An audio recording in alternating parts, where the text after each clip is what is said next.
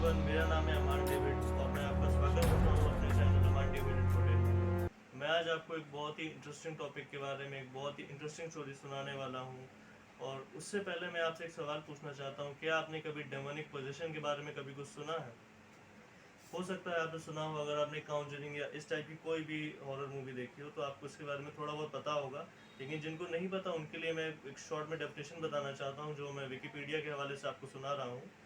Spirit possession is an unusual or uttered state of consciousness and associated behavior reportedly caused by the control of a human body by a spirit, ghost, demons or god।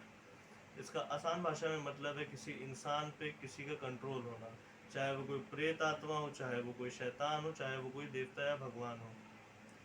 तो इसको हम लोग आमतौर पे India में कई बार देखते हैं, लेकिन इसको कई लोग मानते हैं, कई लोग नहीं मानते। इस बारे में बहुत सारा मतभेद है। मैं उस टॉपिक पर नहीं जाऊंगा, अपनी अपनी बिलीव है लोगों की। और मैं आपको इसके बारे में एक चीज़ बताना चाहूँगा। 1969 में national institute of mental health ने एक रिपोर्ट निकाली थी, जिसमें उन्होंने 488 रिलीजन्स के सैंपल लिए थे, जो Asia Pacific, south America, north America, Europe, सब जगह के थे मिक्स। और उसमें से 74% रिलीजन्स ने माना था कि वो डेमोनिक पोजीशन के ऊपर मानते हैं। तो डेमोनिक पोजीशंस के बारे में तो हम लोग अब जान ही चुके हैं। तो मैं अपनी स्टोरी के ऊपर आता हूँ, जो मैं आज आपको सुनाने वाला हूँ। मैंने आज तक कभी भी इससे ज़्यादा अजीब तरह की डेमोनिक पोजीशन की कहानी नहीं सुनी है, तो इंटरेस्टिंग लगी इसलिए मैं आपको बताना चाहता हूँ। डेमोनिक पोजीशन के बारे में तो हम सब जानते ही होंगे, लेकिन बहुत से लोग नहीं जानते होंगे कि ये सिर्फ ज़रूरी नहीं है कि इंसान ही का प्रेत हो या फिर कोई भगवान या देवता ही कुछ इस तरह का कब्जा करे। एक बहुत ही अजीब केस देखने को मिला था सन 2013 में, जो जापान में हुआ था। और ये मैं टीवी आशी के हवाले से आपको बता रहा हूँ, ये वहाँ का एक न्यूज़ चैनल है।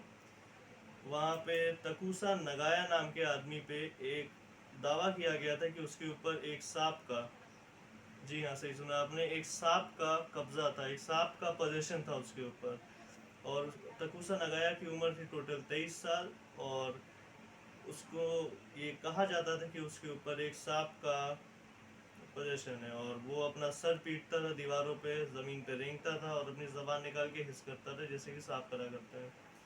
और उसके फादर का नाम था कत्सुमी नगाया, जिनकी उम्र थी 53 साल।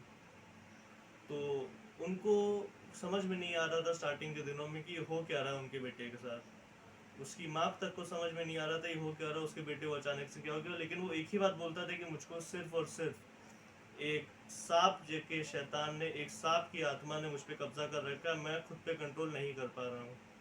तो बहुत से रिलीजन्स में एक प्रथा होती है, एक प्रोसेस होता है, जिसके थ्रू हम लोग डेमोनिक पजेस लोगों को ट्रीट करते हैं। उसको कहते हैं एक्सोर्सिज्म। तो उसके फादर ने अपने बेटे पे एक्सोर्सिज्म करना शुरू किया, जिसको इंडिया में झाड़ फूक और ये सब बोला जाता है, जिसके थ्रू शैतान को, प्रेत आत्मा को उससे, इंसान से अलग किया जाता है। तो उसके फादर ने उस पर प्रोसेस शुरू किया, और वो प्रोसेस टोटल 2 दिन तक चला। 2 दिन तक उसके फादर ने उसके ऊपर उसकी मदद करने की कोशिश करी, उसके अंदर से उस आत्मा को निकालने की कोशिश की। लेकिन बदकिस्मती से वो इस चीज़ में बिल्कुल पूरी तरह से नाकाम रहे। और 2 दिनों के बाद, थर्सडे की रात थी, उनके बेटे का निधन हो गया। जब उनके बेटे का निधन हुआ, उसके बाद उनके घर पे पुलिस आई। और जब पुलिस आई तो उन्होंने उसके फादर से पूछताछ करी। तो उसके फादर सिर्फ यही कहता रहा, मैं अपने बेटे की मदद करना चाहता था, मैं उसको बचाना चाहता था। उसके ऊपर एक शैतानी प्रेत आत्मा का कब्जा था, जो कि एक सांप की आत्मा थी, ऐसा वो कहते रहे। इसके बाद एक केस कोर्ट तक पहुंच गया। और जब ये केस कोर्ट तक पहुंचा, तब कोर्ट को भी समझ में नहीं आया क्योंकि इस पे क्या जजमेंट दिया जाए। क्योंकि उसका फादर आखिर तक कहता रहा कि उसने सिर्फ और सिर्फ अपने बेटे की मदद करने के लिए उसके ऊपर एक्सोर्सिज्म कर रहा था, जिसकी वजह से उसके बेटे का निधन हुआ। उसके बेटे का जो डेथ कॉज पोस्टमार्टम रिपोर्ट के हिसाब से आया, वो था सर पीटना। जी हाँ, उसके बेटे की मौत, तकुसा नगाया की मौत, सर पीट पीट के हुई थी। वो उसके फादर ने उस पर नहीं किया था, उसने खुद ही अपना सर पीट पीट के अपनी जान दे दी थी।